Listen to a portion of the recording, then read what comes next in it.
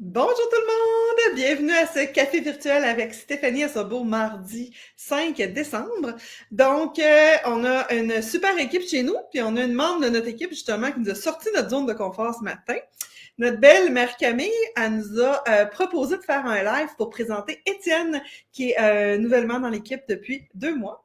Donc, vous allez avoir le plaisir de rencontrer Étienne Couture. Donc, coucou Étienne, ça va? Oui. Donc, je t'entends pas. Attends-moi un peu. Ici. On va juste ajuster. Donc, Étienne, on l'a sorti de sa zone de confort lui aussi parce que l'idée de Marie-Camille est arrivée il y a à peu près une dizaine de minutes. Donc, Étienne, tu es avec nous depuis octobre, à peu près, début octobre. Ouais, je t'entends pas du tout. Attends-moi un peu. Fait que si on clique sur audio, modifier les paramètres du micro peut-être. Test 1, 2, 1, 2. Oui, Il n'y a pas de problème. allô! Donc, Étienne est avec nous depuis le début octobre. Ouais, c'est ça environ début octobre. Commencé en stage pour la fin de mon essai en développement web. Puis finalement, je pense qu'on avait un bon match, puis on a décidé de continuer ça une fois mon stage terminé. Exact. Puis toi, t'es comme un couteau suisse. Fait que t'as plusieurs cordes à ton arc. Donc, t'avais déjà une expertise, puis t'es allé la peaufiner en allant faire des études. En fait, oui et non, dans le sens que j'ai fait un changement de domaine complètement. Avant, j'étais dans les finances personnelles, puis j'étais tanné de seulement conseiller les gens. Je voulais avoir un sentiment d'accomplissement puis vraiment de construire des choses. Donc, je trouvais que le développement web, puis pouvoir vraiment développer des sites et des applications, des choses comme ça, puis pouvoir les voir puis les utiliser par la suite, c'était qu'est-ce que je voulais faire là, pour mon changement. Puis je pense que c'était une bonne idée là, pour me sentir accompli. J'aime bien ça comme domaine. Ça C'est fait pas génial. si longtemps que ça que je suis dans le domaine non plus. Là. J'avais juste pris un an avant mon AEC pour faire des formations personnelles un peu sur le W3 Schools, puis des écoles en ligne gratuites comme ça, pour me faire une petite base. Puis après ça, c'est vraiment sur le tas que j'ai appris en me faisant des mandats, puis vraiment en travaillant dedans. C'est le même que j'ai appris, puis je me suis développé. C'est quand même assez drôle d'être passé aux finances à l'informatique web, là. Donc, fait que toi, ça te challenge justement de pouvoir toucher, parce que tu touches à plusieurs choses. Chez nous, tu fais autant l'intégration. La semaine passée, tu as une petite victoire en développant un plugin. Ouais. Donc, fait que comment tu as trouvé ça justement de pouvoir passer d'un niveau à l'autre assez rapidement? C'est sûr, c'est vraiment, j'aime ça parce que faut que faut que je touche un peu à plein d'affaires pour aimer ça. Si je fais tout le temps la même tâche, ça va vite devenir redondant pour moi.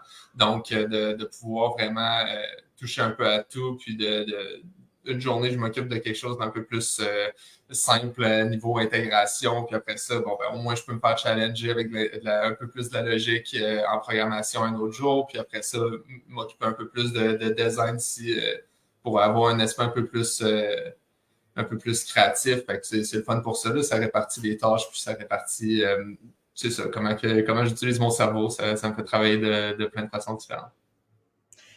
C'est génial. J'aime ça entendre ça. Puis quand on lit le descriptif, ton descriptif sur le site de WDI, ça mentionne que justement, tu tripes aussi sur tout ce qui est la mode et tout, les sports, je pense les sports d'équipe aussi. Je suis pas un grand sportif, par contre. OK, Non. c'est correct.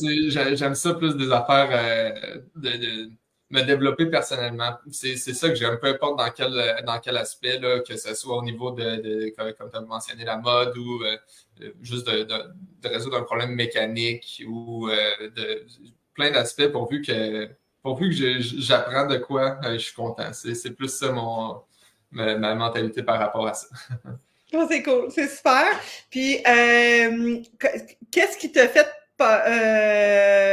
penser à WDI pour ton stage? Toi, je pense que c'était un de tes amis qui t'avait parlé de l'équipe, hein? Exact, c'était une référence que j'avais de quelqu'un d'un autre membre d'une organisation. Puis c'est ça, en fait, je connaissais pas la boîte avant parce que ben déjà, ça fait pas si longtemps que ça que je suis dans le domaine, fait que c'est sûr, je connais pas toutes les entreprises de la région qui œuvrent là-dedans. Mais quand que mon ami m'a parlé de la compagnie, je suis allé voir un petit peu les mandats, puis ça ressemblait à quoi la mentalité. Puis j'aimais vraiment ça parce que c'est un peu dans cet aspect-là que je travaille moi aussi de vraiment mettre le web à portée puis rendre ça simple pour tout le monde. Je trouve que c'est vraiment quelque chose de bien. C'est sûr que d'avoir travaillé en vente puis en service clientèle pendant 4 ans avant, ça m'a plus mis cette mentalité-là de justement rendre un bon service, pas juste de construire de quoi, mais aussi le service après, puis tout ça. Donc, d'avoir un service plus personnalisé pour les clients, je trouve que c'est quoi de très bien. Puis, ça me rejoint comment on travaille dans l'équipe versus comment moi je pense que ça devrait être. Fait que c'est une belle corrélation. Tout à fait. Puis moi, le fait que tu étais venu en humain porter ton CV avait fait qu'on avait décidé de prendre un stage à l'automne. On lieu d'attendre en janvier. J'avais trouvé ça spécial. J'avais trouvé ça, tu t'étais distingué, disons. Ouais, c'est ça, j'essaie de toujours faire me distinguer. Oui. Donc, on est super content que tu fasses partie de l'équipe. On a relevé le défi de notre belle Marie-Camille. Donc, Marie-Camille, depuis quelques semaines, repostait justement pour les cafés virtuels, donc les rencontres qu'on avait avec les membres de l'équipe. Et le membre qui restait à avoir en café virtuel était Étienne. Donc, on finit bien l'année 2023 avec notre cher nouveau membre de l'équipe. Et en même temps, les cafés virtuels vont reprendre une fois par mois à partir plus de janvier. Fait que vous allez voir quelques replays. Donc, dans les prochaines semaines, ce qu'on a déjà commencé à faire. Donc, sur ce, restez à l'écoute. On va afficher nos prochains sujets pour que vous puissiez justement vous inscrire d'avance. Étienne, merci d'être sorti de ta zone de confort subitement à 10 minutes de vie. Ouais, ça me fait plaisir. Donc, fait que sur ça, n'hésitez pas à nous faire un petit coucou si vous avez des questions. Si vous avez des questions pour Étienne, n'hésitez pas à laisser des commentaires. Puis, bien entendu, ce café virtuel-là va se retrouver sur notre YouTube et bien entendu dans nos infolettres. Donc, sur ça, on va se revoir en 2024. Fait qu'encore merci, Étienne! Merci, au revoir.